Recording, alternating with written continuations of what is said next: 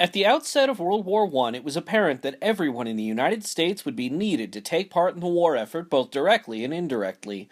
The U.S. worked diligently to recruit more than 25,000 nurses to work in the war hospitals both at home and abroad by the end of 1917. At the beginning of the war, Utah had only 450 trained nurses in the entire state, but that didn't stop those women from enlisting to help.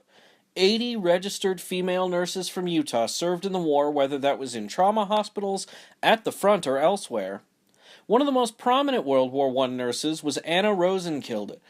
She served in France with the Army Nurse Corps and in 1922 became the first nurse hired by the new primary children's hospital. She stayed and became the superintendent there until her retirement in the 1940s. She was so beloved there as a caregiver, the patients of the hospital called her Mama Rose. Women with some medical training or other specialties managed to serve in the war in other ways. Some even drove ambulances. One of the most infamous female ambulance drivers from Salt Lake City was Betty McCune. She was the daughter of one of Utah's first millionaires, Alfred McCune, and she learned how to be an auto mechanic at a shop at Exchange Place. Since most ambulance drivers during the war were private affairs run by charities or other nonprofits, McCune sailed herself and her ambulance to the front on her own dime and continued to support herself while she transported wounded soldiers from the front to hospitals.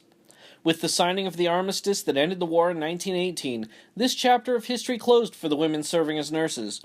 Almost 300 nurses lost their lives during the conflict, but none of those were from Utah.